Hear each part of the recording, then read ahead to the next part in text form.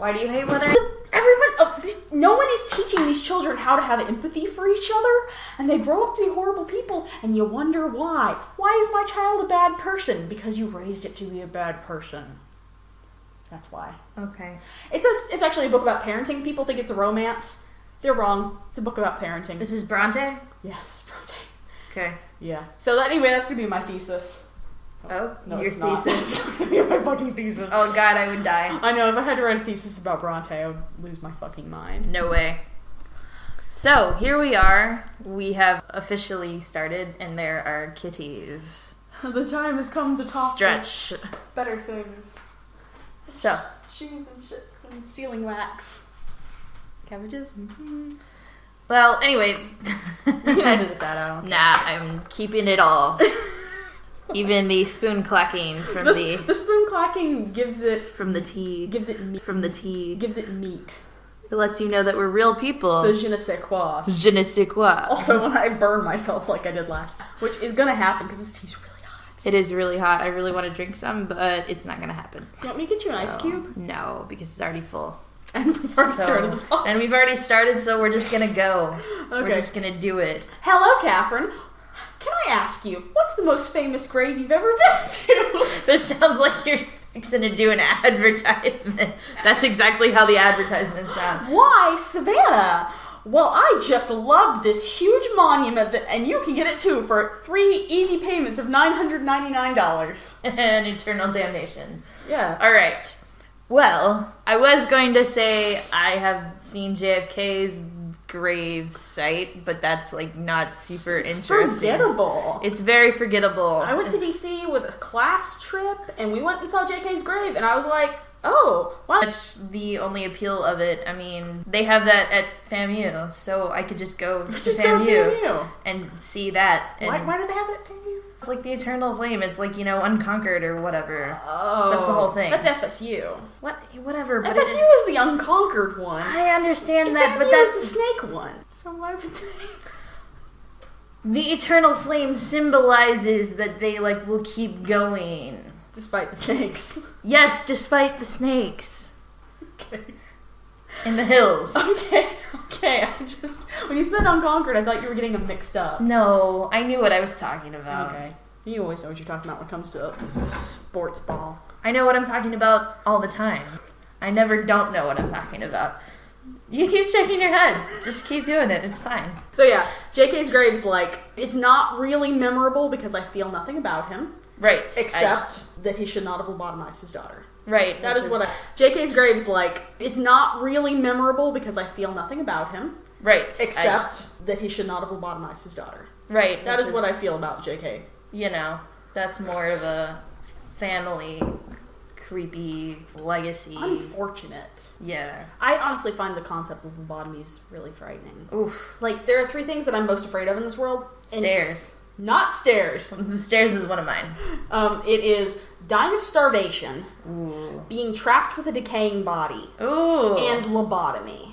Ooh. In the old-fashioned kind of lobotomy, where they go in through your eyeball, fucking hell, Jesus Christ. No. What they're trying to do is sever the central membrane, which is actually what they do to treat epilepsy in some people who have really severe epilepsy. Does that work? It works a lot of the time, and it basically, you're at the point with epilepsy that your epilepsy is so bad you would rather run the risk of the lobotomy turning out very poorly than live. Because that's like cutting into your prefrontal cortex, which is in charge of reason and language, which is basically where your quote-unquote personality exists. They did this experiment. It's a very standard experiment for people with severe epilepsy. They did it on a man, just one particular man in all of medical modern history, and his thing was that they took out a chunk of his brain to stop the epilepsy from traveling over the I don't know what it is, but if you interrupt the path of the neurons, you can stop the epilepsy. Okay. I don't know why. But it has to do with how often and frequent neuron paths are traveled. I think so. That's how knowledge and stuff is, and so that's how you get really stagnated, and that's how Alzheimer's develops and things like that, because those neuron pathways aren't being used. So they took a chunk of this guy's brain out, and what happened was that he lost his self-control. All his reptile impulses were just up at the surface, and he had no superego to tamp him down. Pornography. Oh, Jesus He would download it and he would delete it. He would download it, he would delete it. He would do it till like 4 o'clock in the morning until he like passed out. And they eventually, the FBI came and they found him and they were like, you know why we're here? And he was like, yeah, I know why you're here. Is that why he was deleting it? Yeah, because was it sort of like almost a voyeurism thing? And it was Or exhibitionism. He compulsively wanted to have it, but he knew he shouldn't have it. So he would delete it, and then the compulsion would take over. So he was just... At that point, is it even, like, really ethical to arrest him? Like, does he exist in a state where he... That's a great question. They talked about all this in court, and this has nothing to do with graveyards. What's interesting? The judge came down, she said, well, it wasn't this was not you at your best when you're, mentally healthy. So to a degree, I don't think we should treat you like a regular criminal. But on the other hand, you have put money into a system that hurts children. I don't think we should treat you like a regular criminal. But on the other hand, you have put money into a system that hurts children, and that is something that she thought should be punished, regardless of whether you were in your right mind or not. Me, myself, I don't really believe that the point of the criminal system is to punish people. I feel like the point of the criminal system should be to prevent crime and protect victims. And if we know that he's not going to do this again because we've got him on medication and he's being monitored, I don't see how putting him in jail where he's going to get very poor treatment from the other prisoners, because child pornography people always do. No, I swear, like that. I was just listening to the last podcast on the left, and I don't remember what they were talking about exactly, but it was like somebody was saying something about how like there's the worst kind of people are this, and also like child rapists. Right. Which, like that's pretty much. He didn't do that. But like child. Don't like that. So he had to do time. I mean, he did like half of what a normal sentence would be.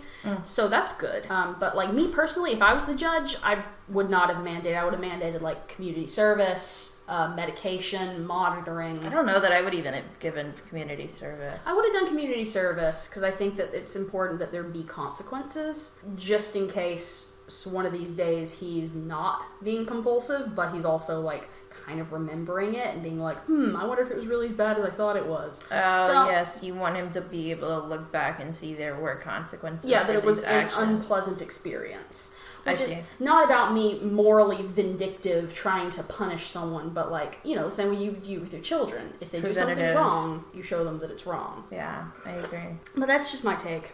Savannah's hot take. Savannah's very long hot take. Sort of a lukewarm take at this point. Oh. Hopefully like the tea in a minute. Yeah, I'm drinking it. I'm drinking it anyway. She's drinking it anyway. I have like scar tissue on the inside of my mouth from just drinking hot tea all the time. That doesn't surprise me. It's very me. Oh, man. I don't know.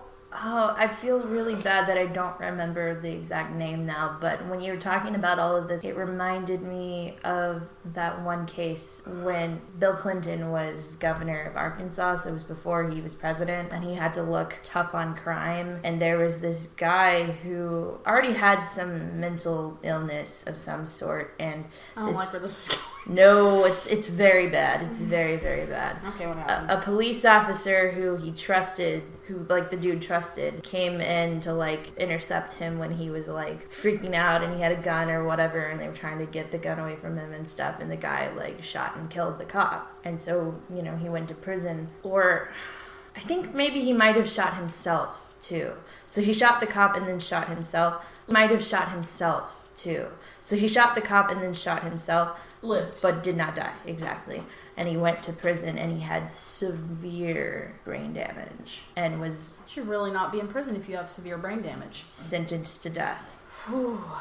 Yeah. Yikes. And I feel bad that I don't know the name of it, but... That is not being tough on crime. That's being tough on mentally ill people. Yes. I mean... That's why it's not a good action. I mean, what is good, what is bad. But anyway, right. It's not an That's action. Morality. Well, exactly. But it's not an action that I condone, personally. No, that's shitty. Bad job, Bill Clinton. But it did the job of whatever it was that he wanted it to do, because he sure did become president. He sure did become president. I think of Bill Clinton and JFK in a similar manner, because they were both quote-unquote attractive men. Sure, and they were charismatic. And they were job, and their shitty personality doesn't prevent them from doing that job. Do we really know how much it would have prevented JFK from doing his job? We don't know. We never got to find out. So anyway, yep, saw his grave, and that sure was a thing. The only other famous grave we could think of is... Both of us have been to. The witch in Tallahassee. Oh, no. Marie Laveau. Oh, I wanted to start with the witch. Okay, we're going to start with the witch. Okay, but you're right. We were thinking about Marie Laveau first, and that made us think about the witch. There's not really that much to say about Marie Laveau other than that, like, it's potentially that she didn't actually divine anything. Obviously it depends on how much you want to believe things. How much you believe in anything. But she did people's hair. And how loose-lipped people are. Absolutely. In hair salons. And, well, some people will tell you that's a kind of magic. Oh, certainly. I would even maybe consider that almost... And how loose-lipped people are. Absolutely. In hair salons. And, well, some people will tell you that's a kind of magic. Oh, certainly. I would even maybe consider that almost like a liminal space. Yeah. It exists outside of the constructs of, like, society. Marie Laveau was a mixed race lady, right? I believe so, yes. So, the whole hair tradition is even more fraught in that case. Because, if you think about how long you spend in the barbershop or the hair salon getting your hair done, if you have, like, different type of hair than what I have. Which I spend. I think it's called C4, C3, something. It's the. If you spend more than 30 minutes. If you spend more than 30 minutes, and that's like just for hairstyling. And there's like a whole weird bonding process that goes on because human beings compulsively bond with each other. Yeah. Did have information, and that's the important part. Did she get results? Yes. Exactly. So in that sense, was she a witch? Yes. Yes. That's what Terry Pratchett would tell you. Absolutely. Damn right. God bless Terry Pratchett. When I went to the grave, they were still doing the X's. Oh man, yeah. I'm pretty sure her grave was like painted purple when I was there. Really? Yeah, dude. Wow. When I went there, so I went there with my father and my sister before my father died. It was August. It was hot. And muggy. Because Louisiana's right there on the water. We checked out of our hotel room that morning, and we were just gonna do one What last... hotel did you guys stay at? Do you know? We didn't actually stay at a hotel. We stayed at an artist's house from the 1800s that had been renovated and was being used as a bed and breakfast. Cool. But the air conditioning was insufficient. Oh, of course. So we actually planned to stay there for 4 days, but we had to leave after 3 because it was just... We couldn't live there. Yeah. And the night before we left, I actually got really sick, and then I woke up and I thought I was okay, and we checked out, and we were out on the town, and I got real sick again. Violently ill. Yes. It was very unpleasant. And so we were, like, trying to do our last tour of tourist sites. We were supposed to go to Marie Laveau's grave that day, and I was miserable. And so I went into the little, The visitor center? Yeah, visitor center. Okay. Thanks. So I was just in the visitor center, and I just, like, laid down in the little... Because they got the AC blasted in the visitor center. Man, I just laid down on that little bench, and I said, you guys go on to the graveyard. Delano and Dad went on to Marie Laveau's grave, and Delano, of course, she loves the superstitious stuff. So do I. Yeah, we all do. But we wouldn't be here if we, My dad actually felt so bad for me. He like went out and bought one of those little straw rock voodoo dolls and brought it back to me to like make me feel better. Oh, you didn't get to see the grave, but here, take the voodoo doll. And I did eventually walk out to the grave when I was starting to feel a little bit better. But the cute thing is that while we were there, the tourist person was telling everyone, no, don't leave anything on the grave, don't touch the grave, don't put anything written on it, I'm watching you. Oh. And Delano, of course, the second the person's head is not facing her, he goes down and does the little X's and leaves a little bread and a little bit of milk, I think it was. Oh, sure. It's kind of like, in American Gods or the leprechauns and all that. Sure. Yeah, it's all part of that tradition of, like, you leave a gift for the spirits, and the spirits do you a favor. It's reciprocal. Sure. So she does that, and she, like, comes back out with the tour group, and I run into them, and I'm like, oh, hey, guys. How's it going? Did you immediately throw up? Is that where this is going? I I did not throw up on Marie's grave.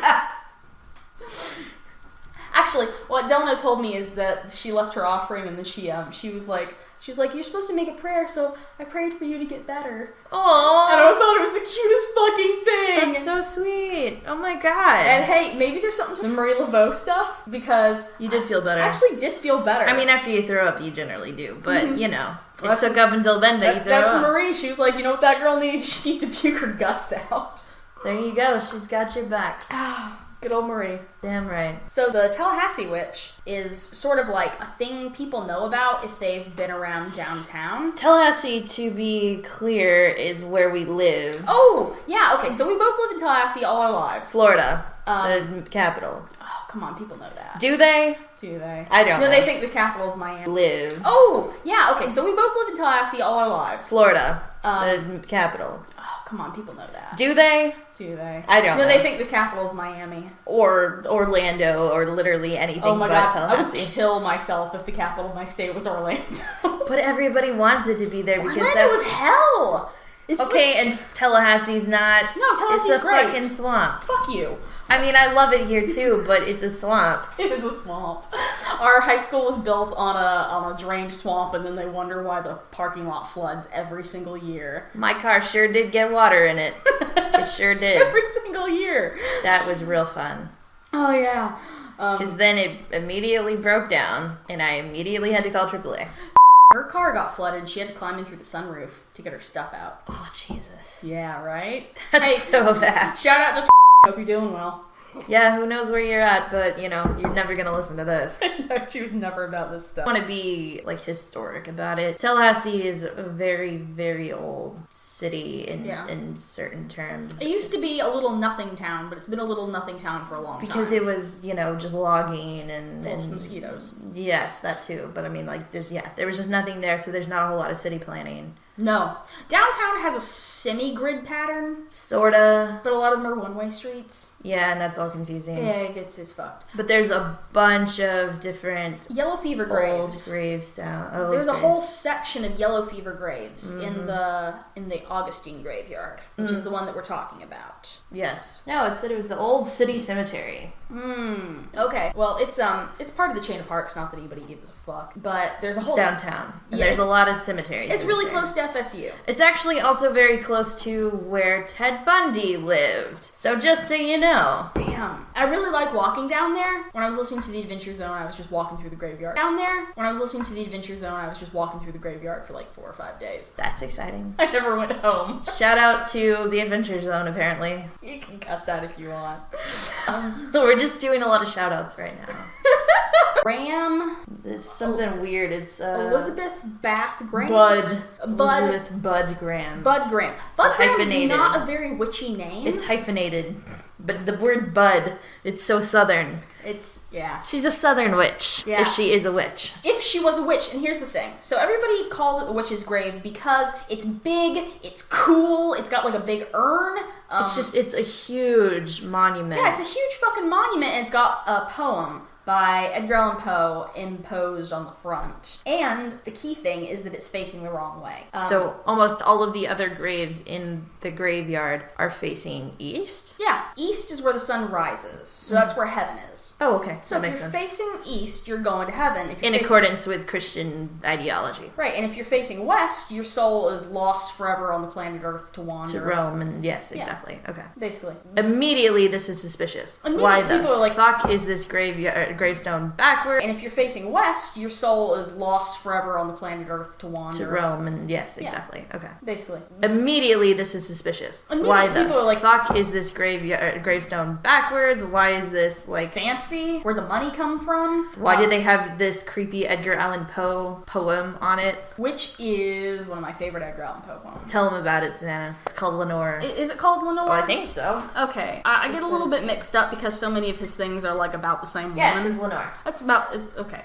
So anyway, it's a really cool poem about a woman who dies so young, and she's doubly dead in that she died so young. And that's what is up with this girl here. She died at 25. Yeah, she was already a mother, I think. She was a mother, but I mean, also this is the 1800s, so like, 23. Jesus Christ. Damn, We're older than her. That's fucked. That's so fucked. I don't like that. I don't like it either. Some of the like historical stuff we looked up is claiming that people said she died, and he's the one that paid for her memorial, and that's why it's all backwards and weird and stuff. Because I mean, I don't know, but it seems more likely, and this is what this Atlas Obscura article says too, is that, you know, the family was just like very grief-stricken by the fact that they lost their daughter so young. Mm-hmm.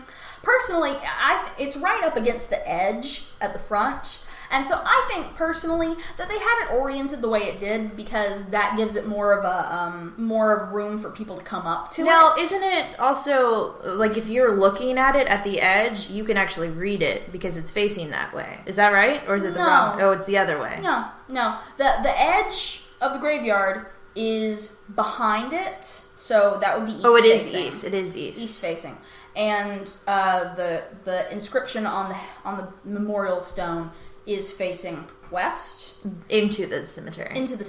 So into the cemetery. So you're like, what I think is just that they didn't want to have the inscription facing the edge because there's no room for people to come up and visit. That's true. Because it's got that whole stepping place with a little basin.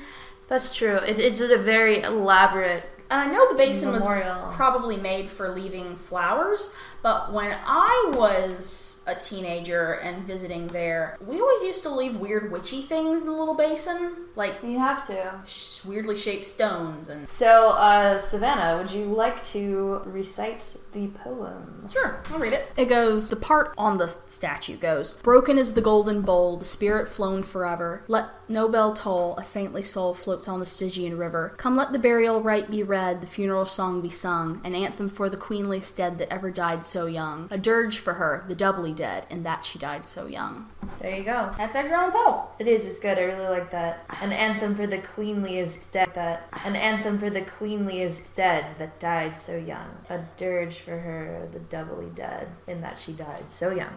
That's good sound sense. It just, sounds good. I think a lot of Edgar Allan Poe's poems are like super overrated because he just like talked and talked and talked and talked. Shut up. And a lot of it was not about anything in particular. It was like romance poetry where he just wanted to describe. I loved The Valley of Unrest though. Yeah. Do you know that one? I do know that one. I don't remember it that well. It's basically like this valley of like flowers and stuff is like kind of sentient and it's moving on its own. Oh fuck, that's cool. Isn't it right? It's like, by no wind stirred these leaves or something like that, right? Cool. Yeah. I love Genus Loci. It's good. Any place that's alive and has thoughts, I'm like all about that shit. It's good. It's good. I love it. He's good. Yes. Yeah, but like a lot of his stuff is just sort of boring. I mean, you know, he was a little love-struck idiot. Yeah. Well, they can't all. The good ones are really good. I would agree. And to be honest with you, I don't really like Wordsworth. I don't like Yeats that much. But so, you know who I do like? Emerson. You would like fucking Emerson. I would like fucking Emerson. When I was in elementary school, I was like teeny goth. I didn't know what the word for goth was yet, but I was very goth. Yes. At my tiny Christian private school. And my thing was I loved Edgar Allan Poe. And I just carried a little book around all the time that had his stuff in it. And I would like quote it. And this one time we staged a mock funeral in student aftercare because... You did what now? We were bored in the... Oh, so this was on your own. This wasn't like an aftercare sponsored event, was it? No. They were just watching us to make sure we didn't brain each other. And we were bored, like we always were, so we staged a funeral. Y'all shouldn't have been bored. They weren't doing something right. They just let us go on the playground. We had to entertain ourselves. Weren't doing something right. They just let us go on the playground. We had to entertain ourselves. So I pulled out my Edgar Allan Poe book like I was the fucking reverend reading from the Bible, and I was like quoting stuff as we walked around in a circle with like sticks pretending like they were on fire. Interesting. And then, God, did we bury somebody? not in the dirt, I promise. I understand. I promise you, not in the dirt. There was hay, so we just kind of threw some hay. Yeah. That's morbid as fuck, dude. Yeah, we were morbid little kids. I love it. I was so afraid of graveyards as a child. Were you? Sure. Who's not? Somebody out there. Delano was never really afraid of them. I don't know, man. They have my sister. They have a weird sacred, I don't know, something or other about them. We used to drive past the graveyard whenever we You don't went. hold your breath. Yeah, whenever I actually didn't learn about that till later on. I learned it from another kid at summer camp. So, yeah, I think that it has I think maybe the reason now that we're, like, quote-unquote fascinated by them or, like, we're interested in them is I think maybe they're still a little bit unsettled by them. Oh, for sure. I mean, because, like, when you and I went to see your dad's grave just the other day because it was dark. Yeah. And also the spider. That didn't help. The spider scared the shit out of me. Yeah, that was awful. I'm not afraid of graveyards. I'm afraid of spiders. I'm afraid of spiders in the grass, in the graveyard, crawling up my leg because I can't see it because it's dark. We walked from a restaurant to go see my dad's grave just to have somewhere to walk. And we, like, passed underneath this branch. Huge, like, I don't know, man. It was like I mean, it was like a silver dollar at least. It's like a silver dollar. At least. Hanging there, like, maybe a foot above your head. Oh my god. It's skeeved out already. We're gonna do a spider episode one of these days. No, I totally have some content for it, so bugs. A bug episode. Yeah. Just whatever horrible, terrifying bug stories you have. Were you scared, though, when we were at the graveyard? No, I didn't say scared, I said unsettled. Unsettled. You remember? No, it makes no sense. Obviously, these people are dead and have no feelings. Unless I were a Presbyterian, in which case, that's a whole different story. Yeah, unless you believe in the bodily resurrection, in which case... The literal body resurrection. Sorry, Grandma. Sorry, Granny. But, like, I think I spend a lot of time in the graveyard. And tell them what you do around your dad's grave. I just, when I go to his grave, I dig a little bit in the dirt, not too deep. I dig a little bit in the dirt and I find bits of a Coca-Cola bottle, a glass Coca-Cola bottle that was shattered when they were digging the grave. From time to time, the rain will come through and... Knock them off. Yeah, it'll knock them off and I'll pick them up and I'll put them back on there. I just think that they look nice. I don't really think that he's, like, in there and watching. No. But he kind of believed in that stuff. So... Yeah, I mean, that's why he was always taking care of Muddy's grave, and that's why he went to see his friend. Yeah, he was pretty serious about, like, ghosts and stuff. He was not a real... He kind of believed in that stuff. So... Yeah, I mean, that's why he was always taking care of Muddy's grave, and that's why he went to see his friend. Yeah, he was pretty serious about, like, ghosts and stuff. He was not a religious person, but he was pretty serious about ghosts. Did he ever tell you any ghost stories? Like, that he had? Any experiences? No, his very good friend, Ricky... He's the one that died in the three-way crash. Different Ricky. How did your dad know so many goddamn Rickies? That's like 3. Ricky is still alive. He owns a pecan farm, and he is crazy. I mean, he's not really crazy, but... He's an eccentric. He's a little off the wall. And he says that his house is haunted by a Confederate soldier. I mean, I wouldn't be surprised. The house is old enough. The house is old enough. The area is old enough. Sure. He says that the soldier doesn't do anything. He just, like, appears. Out. Oh, that would be very unsettling for me. Ricky thinks that he's like a memory that got sort of scrubbed into the material just by. That would be called a residual haunting. Thank you. Yeah, that's what Ricky thinks. And my dad believed him, so that was like my dad's only real ghost story that he ever relayed to me. Yeah. But there's so many things he didn't tell me. I know. About his life. Fuck off, Dad. The listeners did not see the gesture I just did, and I will not disclose it. Yeah, you probably shouldn't. I won't. If he didn't tell me, he probably doesn't want every person on the internet to know. No. Every person on the internet is going to listen to this podcast. Yeah, all 33 people who download. Fuck you. It's a little more than that. Nah, but what was I? Where was I going with that? Oh, just any stories that your dad had, but also just like what you would do at your dad's grave. Oh yeah, I go and I put things there because it's just kind of nice. If he's around, he would like it. Yes. So why not? Yeah, and it's something to do. It doesn't hurt. And I want to go walk. I'll go walk over there and say sort of hi. Yeah. Mostly I'll just go sit there and turn on my iPod and play some music. Oh. But I'll put it on speaker so he can hear it if he's there. Sure. But I mean, he's like cremated, so. There's definitely not any resurrection of the body happening there. No resurrection of the body happening there. But yeah, I go to graves a lot, so I don't think they don't freak me out anymore. Even like at night, and I'm real easily spookable, but like graveyards don't scare me. Savannah's a spooky kid. Spooky. I'm spookable, man. Yes. Yeah, hold on a second. What was I thinking about? Goatman? Probably. Yo, fucking hell. Yeah. Jeff the Killer. Jeff the Killer. God damn it. At this point, I'm so mad at him, I'm like... you're more like enraged than afraid. If Jeff the Killer ever shows his pug ugly face in my house... He's getting stabbed. Oh, God. I'm probably just gonna come at him with a heavy object. And the reason I talk about this like it's gonna happen is because deep down I believe it will. Oh. If he was gonna come for me, he should have done it before I got so mad. Because now it's just a burning hatred. Now it's personal. I feel like they have to make a movie about it.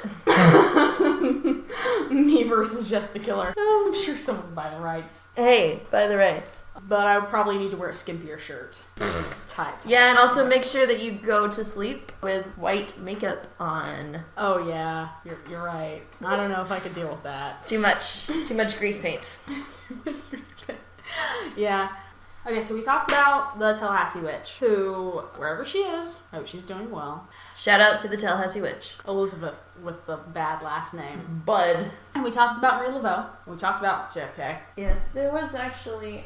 the thing about the witch, yeah, she died in 1889. Yeah. And Edgar Allan Poe died in 1849. And we all know about how we don't know much about his death. Oh, yeah. My favorite one is the one where they think that he was kidnapped as part of, like, a voting fraud thing. What? Yeah, it's my favorite one. Explain this, please. So, there was a... Okay. But it's been a while. Sure. So, there's one theory, and it's the theory that is my favorite, even though I don't think it's very Do you know much more about it than that? Just that they think that he was kidnapped because, like, apparently some other people were kidnapped, and they're okay, but they weren't trying to kill him or anything. No, their they identities just, were used. They, like, got them really drunk and then used them as voting fraud. They took them to different precincts and had them vote for the same candidate. Oh, okay. Which is, like, a really silly and mundane thing to do. It is, like, and also that's just, like, it's such, like, a anticlimactic I know, I think that's why I like it. Right, you don't want to think that it really was something super, like, stupid, boring, like that. And yeah. But it's just, like, totally accidental, like, bullshit. Because he's, like, this big gothic figure of American history. It's, like, everybody's favorite goth author. Who obviously couldn't have ever voted. Because voting's for fucking... Everybody's favorite goth author. Who obviously couldn't have ever voted. Because voting's for fucking squares. And, like, his death had nothing to do with that. But his, like, whole goth icon superstar thing is definitely a post-mortem. Because, like, he wasn't really that... No, even, like, the kids liked him. Yeah, my favorite story is the one where he, like, used to turn around and scare the kids and do the flapping caw noise. Yeah. Pretend to be a raven and they'd all run off and come back. And... Do you know ravens are fucking huge, dude? Ravens are big. Yeah. I always think about maybe, what are those littler cousins? Crows? Yeah, I guess crows. I always think about crows when I think about ravens. Yeah, no, ravens are like parrot size. Yeah, they're big. Like big parrot size, not like the cute little chirpy like parrot. A parakeet. Not a parakeet, a parrot. They're parrots, yes. But like, I don't know what kind of nature designs birds that are murdered by their own eggs. I mean, Why are humans murdered by our own eggs? I think we're not done evolving. Let us cook for a little longer. Take away all our technology and leave us in the wild for a little while longer until we get better at having children. You just get better. Get better. I legitimately feel like we are at a halfway stage. Because we're like... But our growth has been stagnated due to... Tools. Yes. We use tools. And so, like, there's a lot So we're like... Our intellect outpaced. We're like big brains walking around in spindly little casings. Ugh. Or little wheels. Human bodies are so weird. I hate that the human body's response to drowning is to get really quiet and, like, just do this weird, like, bobbing under the surface thing. I'm like... that doesn't make any goddamn sense. If I could just take the entire human race and drop all of them in the ocean and pick the ones that didn't do the quiet bobbing thing and then build a super race of human beings that shout for help when they're drowning. But the thing is that, like, the ones that shout for help aren't really to the point where they're actually drowning. So, like, those are people who are seeing the warning signs. Sooner. Yeah. So that's really what it is. What we need is people who shout all the way down to the bottom. Okay. Because that helps other people identify that they're drowning. That's the biggest problem for, like, you know, lifeguards. You've been a lifeguard. Yes, briefly. That's, like, the big problem, is that you have to train people to recognize what drowning looks like, because it doesn't look like what you think it looks like. Well, it's basically you're looking for people who are getting tired, and they're, like, exerting themselves more than they really should. Yeah. So, that's what it is. That's a preventative thing.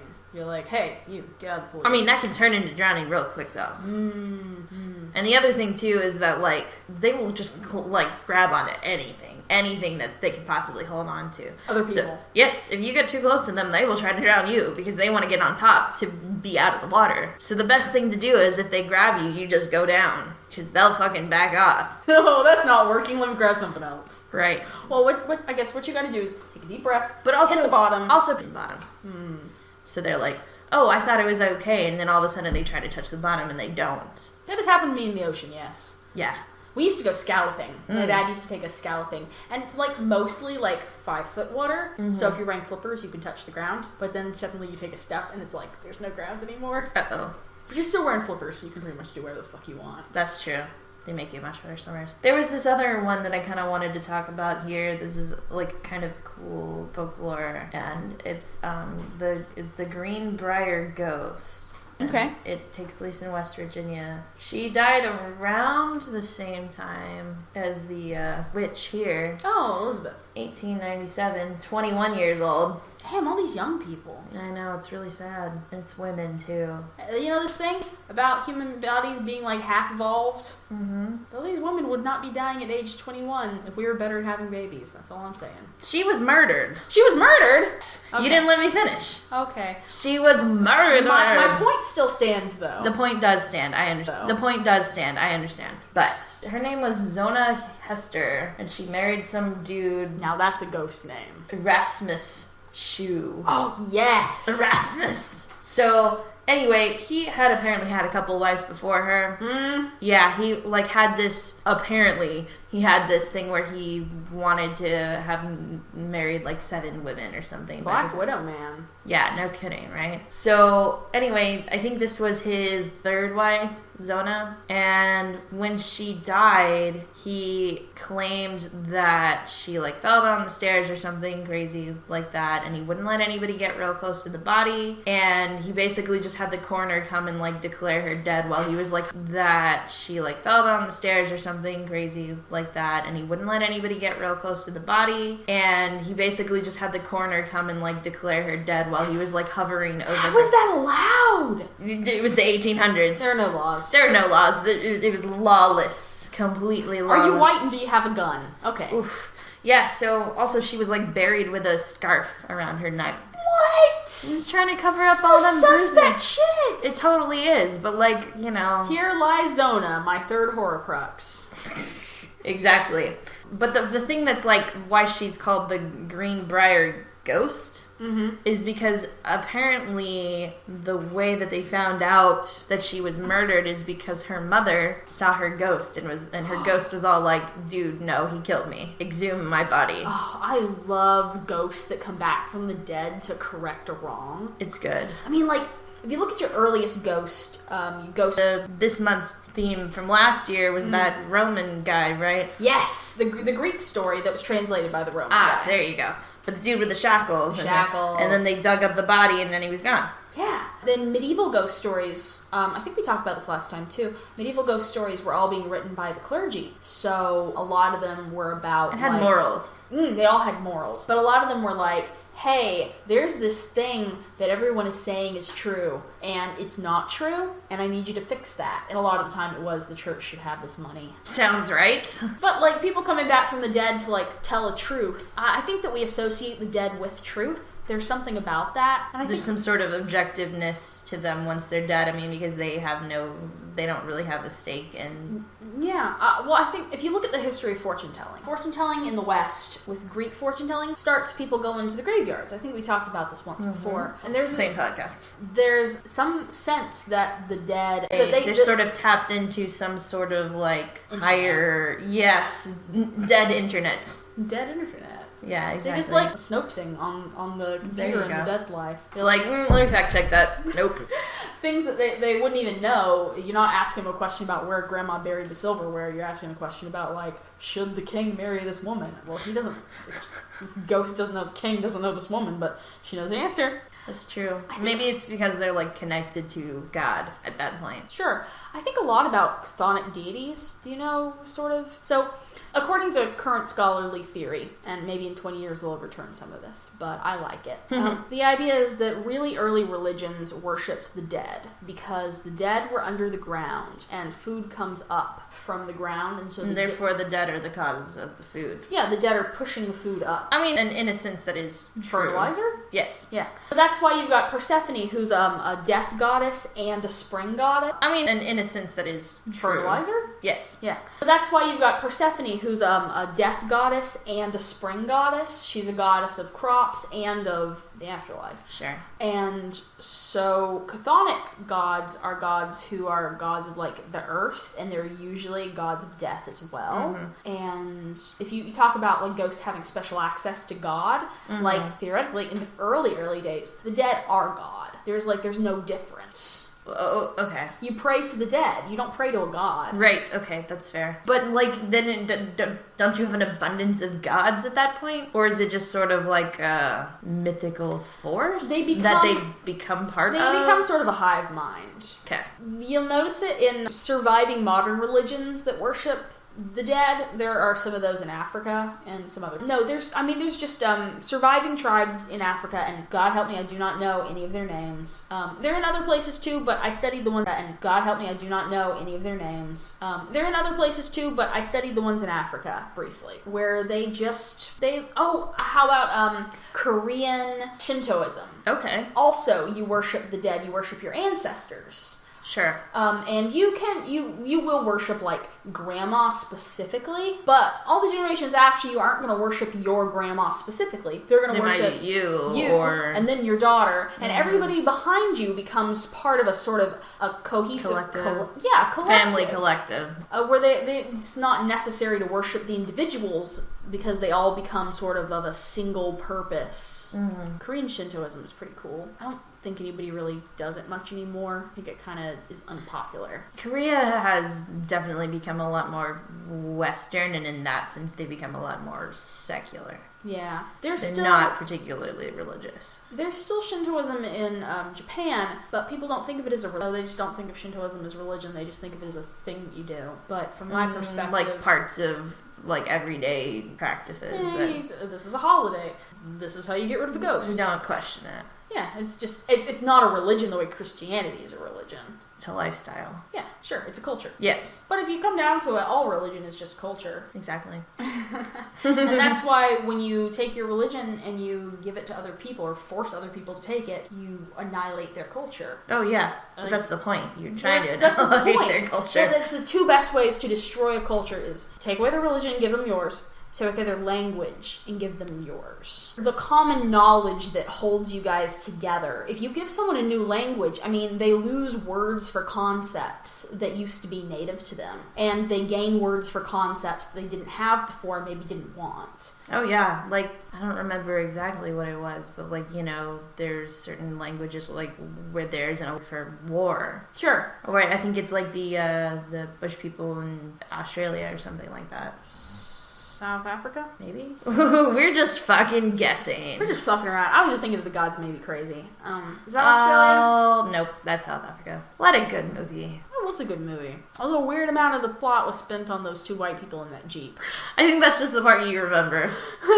That's the part I remember. No, there's like the whole part where they're like, you know, the sort of dictator type guys come in and they're like terrorizing the townsfolk. And are we going to keep this in the podcast? Because if we are, I should probably explain what The Gods Must Be Crazy is. It's a movie. Look it up. Gods Must Be Crazy is like a 1970s film? 80s film where like a Coke bottle gets dropped down on an old-fashioned. It's definitely an allegory for globalism. Oh yeah, for sure. Like global capitalism. Fucking Coca-Cola bottle. Oh yeah, Coca-Cola, and it ruins these people's lives because like they have a bottle. Oh yeah, Coca-Cola, and it ruins these people's lives because like they have a lot of uses for it. But this one guy like it makes them like angry. They start like fighting over it, and like this one guy winds up in jail. And they're like, basically this item has to go because it is fucking us up. And so that one guy goes on a quest to return it to the wherever it came from to the gods. From whence it came. Yes, and for all intents and purposes, it's the gods. Yeah, but basically. Which, I mean, I could talk about this all day, but functionally, a god prior to Christianity is just whoever has power and can help you. Yeah. Because, like, people worship Caesar. Doesn't mean they think that Caesar is like a ghost floating in the air. They know Caesar. Not. They know Caesar is a dude in Rome eating chicken wings on his throne, but chicken wings. They're gonna worship anyway because he's got the power and the money and the money, bread, yeah, and the services. Exactly. We're way off topic. That's okay. Yeah, I mean, okay. I mean, it's about religion and worship and death. Chthonic gods. Yes, exactly. See? Full circle. I love death gods. Holy shit, I love death gods. Expand upon that. I mean, so like, in Middle Eastern and Mediterranean mythology, there's like always one god who like goes down into the underworld and wasn't originally an underworld god, but like is trapped there or makes a deal or trades places and becomes the underworld god. Mm-hmm. What does that mean though? Okay, like so, the death god gets trapped. Well, eventually he makes a deal of some kind and he is able to leave, but he's always got to come back. I was about to say not permanently. So it's the same as Persephone. She's a kind of a rare female example, even though she's the most famous. Do you think maybe she was like absorbed from a different culture? Oh, absolutely. Okay. Yeah, Demeter and Persephone were absolutely absorbed from probably a group to the east of the Greeks. Most of the Greeks, their gods were not originals, except for Zeus, who, if you consider Crete Greek, that's pretty much, they think that he started in Crete. Okay. Where the Minotaur was. Okay. Because they've actually found really, really old temples to a bull god, and his main way of appearing to people was as a bull. And so all the imagery matches. So they're like, okay, so Zeus probably started and then moved outwards. Yeah. Oh, here's a fun thing. Venus, her Greek name's Aphrodite, but she's got some other appellations.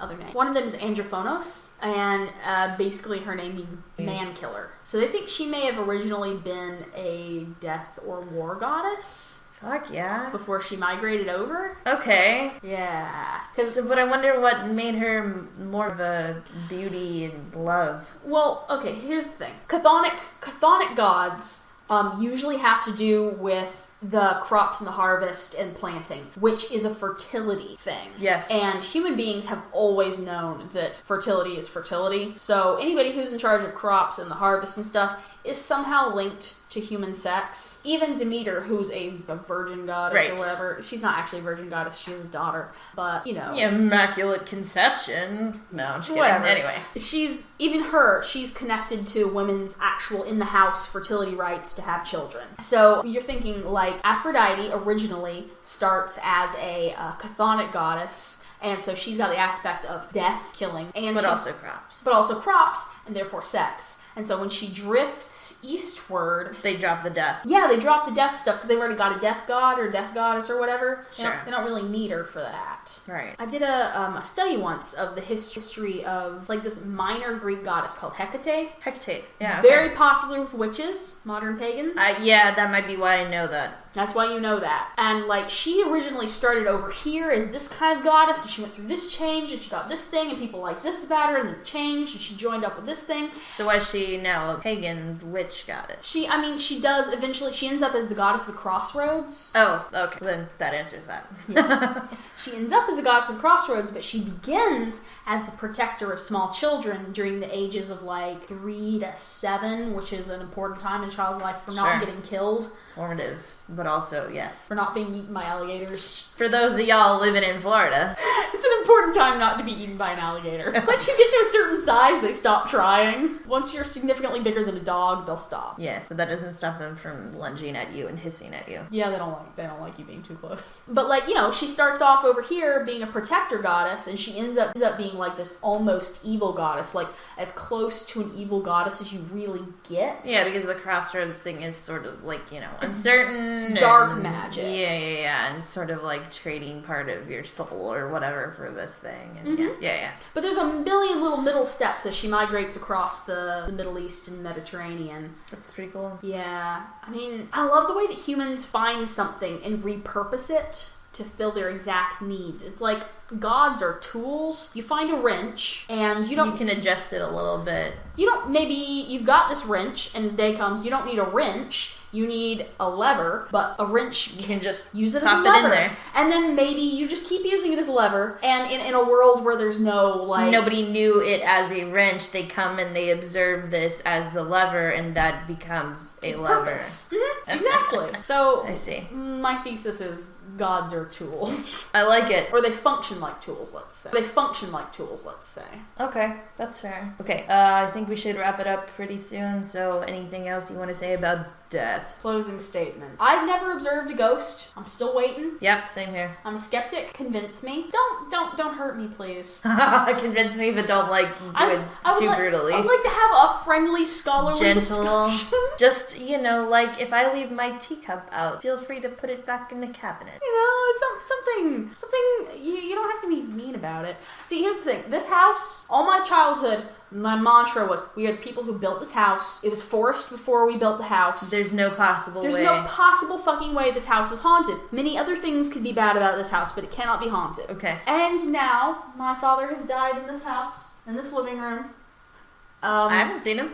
I haven't seen him either. So, I would solidly say we're okay. Yeah, well, I mean, if he wants to come visit, he can. Obviously, it's still his house. Sure enough. He built it. I'm just a little bit worried it changed much, but when I sell the house, are we going to have problems? You just disclosed that somebody died here. Yeah. You haven't had any experiences with ghosts, so... I'll just sell it to somebody who's not superstitious. Because obviously, I mean... Well, like, have you ever heard of that case that's, like, the Watcher in, like, New Jersey? No. Alright, I'm not gonna get too much into it, but... Spook me out, man. Yeah, I don't want to spook you out. But basically, it's some person who's been watching this house for generations or whatever, and basically, like, the people who bought it and were getting these letters, like, they had just bought it and they started getting these letters. They basically started suing the former owners because they're like, you knew about this and you didn't tell us and blah, blah, blah. And it's pretty suspect. It's probably them just trying to get money by, like... Yeah. That sounds cover your ass. Don't get sued. Don't get sued. Is basically the point. Full disclosure. Full disclosure, a person died here. I have never had experiences with ghosts. If you have them, I'm sorry, but it's not my fucking fault. Have them, I'm sorry, but it's not my fucking fault. If you have them, it'll probably be fine, because my dad was a cool dude. He was a cool dude. He'll probably just want to hang out, or tell you not to do whatever the fuck you're doing in his house. Could be that.